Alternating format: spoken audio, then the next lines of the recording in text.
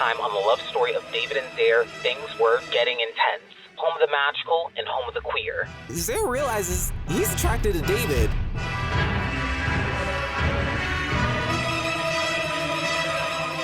David and Zer up until episode 88 has been a warm friendship of constant running away and trying to figure out their feelings, blinded by confusing magic. But now things start to actually get intense. In season 2 of Jackson's Diary, this time, more running from each other, coming out, an actual kiss, the sequel to part 1.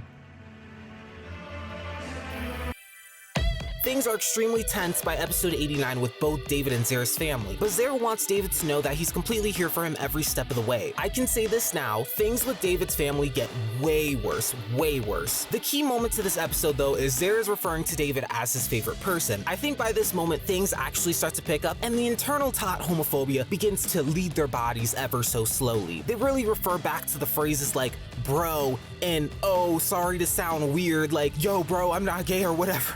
Jackson feels as though Zer is taking everything away from him and makes him feel sick, but now all of a sudden, Zer starts feeling sick and starts throwing up. Good gravy, is that a rat? He drops him off and is attentive to Brenda, even asking how the musical is doing, but doesn't even bother to give his son a goodbye. Like, where's the hug? Where's the love? But regardless, his mother loves and appreciates him, and yes, she's the good mom, you'll find out later. But Zer starts getting a fever because of Jackson, and Payola is taking care of him, and all magic hell is breaking loose. Even Brenda is suggesting that David should visit Zer to take care of him, and suggests David's acting a bit different and is slightly trying to integrate David and their relationship into the conversation. She even calls Zer for him and they start chatting. Zer apologizes for what he said earlier by calling him his favorite person and sounding like a creep. And David's like, you're a really good friend, man. As someone who formerly jokes about this word, bro, all the time and shit like that, all of this is extremely painful to me. I'm sorry. But it catches Zer off guard, bro. But he decides to exit the call and rush off, and David just knocks out feeling sad. Once again, David's sleep-talking sells him out, confessing his feelings about Zer, and Brenda overhears it. Payola and Zer are talking about this, and David comes to him, giving him soup his mom made him. And it is a bit awkward, and they still seem happy to see each other, dude. Bro, man. But shockingly, as Zer is getting comfortable and they both look very, intimate, David just walks off for some reason. I've had enough with everyone walking away and running away. I personally think if everyone was, tied to a chair and given a counselor, this shit would be a wrap. Everybody wants to be so dramatic and have the last word or the last step, and it's so unnecessary. In episode 92, Brenda stops by the coffee shop Zer works at and talks to Zer about the coffee and why David likes it so much. Just finding a way to, slide in a way to talk to him, and is like, random question. What do you think about the gays? The gay people. And Zer's like, what did she tell you? Assuming Payola said something. And Brenda's like, oh, so you like guys? And she decides to ask him, after pandering around the bush, do you like David? And he's unsure of his feelings and wonders if she hates him because of their past. So I guess they kind of come to terms with everything. I personally think Brenda should have minded her business, unpopular opinion, and wait for them to come to her, because I think how things turned out, I generally didn't see a need for her to insert herself in. I'll get into it as we go on, but you'll get what I mean. But let me know if you disagree. I mentioned in the other video I could see miscommunication with her character, and it almost kind of got like that, so that's crazy. Skipping to episode 94, an earthquake starts because Jackson's having a panic attack. Well, at least I think. Because there is as well. Oh my god, double the, crazy powers, woo! Cut to David and Brenda and their mom trying to be together to survive the earthquake. And they realize this could be because of Zer. And Brenda immediately suggests the fact that they're close and that he should go and be there for him. And this is where things actually start to pick up. As Zer's powers start to actually get out of control and things are flying, he starts trying to run away to protect his father. David immediately appears as fast as he could behind the door and hugs Zer. Side note, if you don't like how I say Zer, oh my god, choke. David's hug manages to calm him down. David asks Zer's father if they finally talked about his powers, and Zer's father is extremely worried about his son and is okay with it, and suggests David stays the night to make sure everything is okay. Good on his part. We're getting closer to the first kiss. Spoiler, but not a spoiler. It happens, but not in a way that you think, but we're gonna get there. David slightly alludes to things to Zer's father that it could just be coincidental, that it's hard trying to be accepted for things that would be seen as so insane, obviously because he's gay, oh my god. I mean bi, wait. And Zer's father acknowledges that David is like the yin to his yang, the thing that keeps him at bay. David calls his mom to let her know he's staying there for the night, and obviously Brenda and his mom is like, yes, victory, like, you know, they're in on it, you know? As David enters Zer's room, they start talking, and it surprised Zer that David will be staying the night with him. It's so funny because like Zer's father was like, hey, you know, did you call your mom? You know, like dropping the bomb, like, surprise. Zer's like, is it okay if I could, you know, sleep next to you? With the follow-up of like, oh, I'd rather stay close to you. David found one of Zer's new vinyls that Pam lent and makes a remark that he seems better, but David is bothered about something else. Zer didn't expect David to be here at this moment and thought things would be awkward after the call they had, immediately jumping back to that conversation. David makes a remark that it feels like they've been through this before, which they have a couple of chapters ago during Halloween, and Zer wanted him to elaborate what happened that day, but David said it was nothing, not ready to admit his feelings. Circling back on the favorite person thing, saying my feelings, it's more than my nerves or something, and you know, the hug, the calm, he felt he didn't want it to end. And David's like, aw, I wish I could take the pain away forever. And they start looking deep into each other's eyes and holding hands, and they look deep into each other, inching closer and closer. And this is my heart stopper, even though I have a whole high school diploma already. And they're an inch away from kissing, and all of a sudden, David stops. This is what you wanted. This is what you wanted. And you're the one pulling away. You want to know what happens? I'll give you 5 seconds. He runs out the house. David's like, bro, what are you doing? And now everyone's just going Cocoa for Cocoa Puffs. David asks him, are you gay, bro? What the fuck do you think he's gonna say? No? Y'all are literally about to kiss. Y'all are blocking your luck. Y'all are blocking your blessings or whatever they say. Y'all are ruining your own moments. And I swear to God, I'm gonna be honest with you. The following panel, I was like, it's giving, and then it woke up. Immediately when I saw David pull back, I was going to assume, oh my God, he's gonna wake up and this is all a dream. You know, Martin Luther. Zer's like, this is what you meant during Halloween? Oh my God, fucking dumbass. And David asks how he feels about, and Zer doesn't know, and David walks out. When you're in an I can't be in love competition and your opponent is David. Loser. David runs his queer his mom. Sorry, this shouldn't be getting me tight. I'm sorry. He runs home and turns to Brenda for comfort, and David starts crying in her arms. What are you even crying for? Man up. Talking about some, I think I'm about to make a terrible mistake. You didn't rationalize your feelings, and then you ran off. That is a bad mistake. That is a mistake. David admits that he has feelings for Zer, and Brenda's like, I know. If anybody ever comes to you, you watching the screen, don't you ever say that shit, ever. Anyways, Brenda, she figured it out, and you know, she thinks that, you know, you both have a chance. And what he said to her about supporting her earlier, she's turning it around and being like, oh my God, you know, you to me, I to you, go get him, Tiger. And that if he rejects you, you know, she'll be there to support you. Same as this is going for like Zer. He's talking to his dad in a more so like Morse code about how he feels about David, and more so using like wording for his magic instead of like, oh, you know, I like him. But I'm pretty sure his dad gets it, but at least not like, oh my God, I know you're gay, you know, like. And he's like, go get him, Tiger. And the moment of truth happens. This is the only time I condone running. They both run away from their comforters, and we see Jackson being awoken and drawn to his diary. When I was reading this, I got kind of scared because I'm like, what are you gonna do? Are you about to accidentally cause mayhem and then we get this delayed for 5 more chapters? Like, but he sees what's gonna happen. So let's set the scene. Rain, thunder, running. They're both ready to set the world aside, and the whatever it is, fuck it, they kiss. Anyways, here's an animation of it.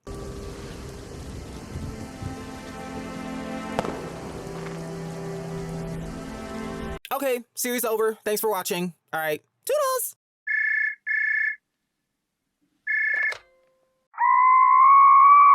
Oh. Apparently production called and said that's not true, so we gotta keep going. Jackson sees it all. Thankfully, he's not like, you know, ill. He doesn't really like say anything to like kind of spoil it. He's more like on the sideline, like, hey, I might know, but I'm not gonna say too much, and I think we're gonna get more into that in like season 3. But I think he's probably gonna let them have a chance to be like, oh my God, you know, we're together, you know, what Brenda should have done. And here's my thing. In that moment of like confessional, you know, I feel like David probably would have did the same thing as like Zer, where he could have been like, oh my God, you know, something's happening. And I feel like it could have gone the same way. Brenda didn't need to be in everyone's business. That's just me though. They all come back to school, and obviously Zer Zare and David have become closer after this moment. So close to the point that David comes in wearing season 1 clothing from Zare. Everyone's like, how are you guys? Oh, you're wearing his clothes. Oh. Brenda's like rejoicing for joy right now. To put even more emphasis on it, Zare pulls him away with his arm after everyone's like, oh my God, what's going on? I'm like, oh, okay. Just being open with it. All right, okay. David brings Zare to their lunch duty earlier than what it was supposed to be so they could have a moment alone. Zare is extremely thankful for how David has helped him through tough times. And David's like, thank you for the kiss. Oops. And it's like a cute it's like a cute moment. And they start kissing. And you know, it's crazy seeing how much like Zare has developed in such an astronomical way. Like if you told me that was the same person from season 1, I wouldn't have believed you. I don't hate his character now. And I think some people think I don't like Jackson for some reason. I don't know why. I just don't care for him. Later during lunch duty, Brenda and Ron berate David with the question of, well, are you guys together? We know your tea, so spill it. And he's like, yes, we kissed and confessed and kissed a couple times, and they both hug each other, and it's like, aw. Now, where there are happy people, there are some hating, miserable Now, you remember David's dad? You know, the one who's constantly stalking him, making sure he isn't having any gay tendencies? Well, he's back!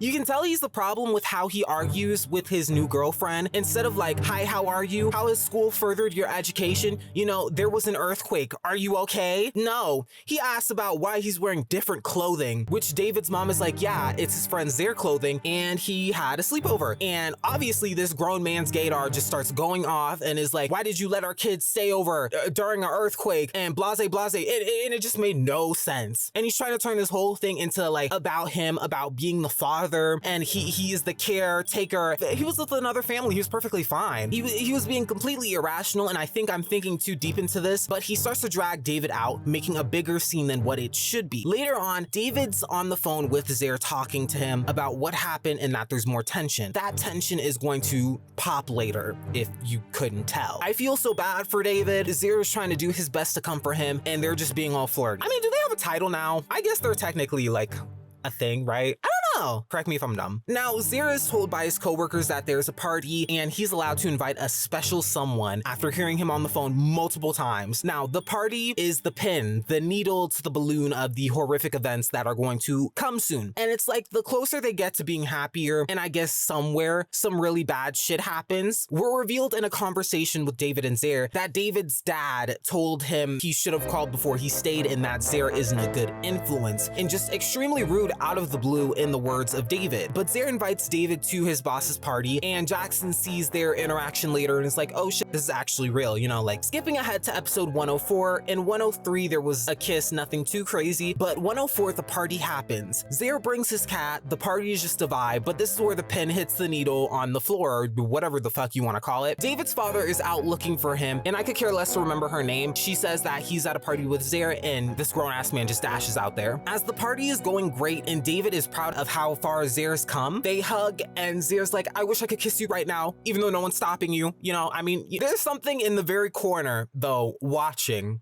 and seeing the shadows of them hugging. You know, it's David's dad. What the fuck was that? Anyways, episode 105. Now, briefly, you can skip over this part. I'll probably leave a timestamp where you can skip over because there's violence, homophobia, abuse, all that. I'm gonna take this time to make it a roasting session for David's father, so proceed with caution. David is living in a happy bubble listening to music as Linda is out to get other ingredients, and this bitch takes it upon himself to slap his shit out of his hands and ask him like, what's going on with you and your lover, Zare? And of course, David's not gonna talk about it, and he's like, I saw you both, you know, kissing in the sunset of the shop, and now he's disappointed and disgusted, and he's saying, I'm going to take drastic measures. I'm gonna take drastic measures, bitch. I need me twin. You're a big beefy you thug built bitch. Do you know how embarrassing it is to be divorced and still trying to recover a relationship? It's giving box ginger cookie monster. The only relationship that you have that's actually decent and really fucking tight are those wrinkles you have between your skin. Megatron, you have a bush mixed with a fucking mullet. The only thing you need to take drastic measures on is with your fucking barber. I'd be damn walking around in the 80s looking like a tinted yield sign, you prickly bitch. Give me a fucking gun.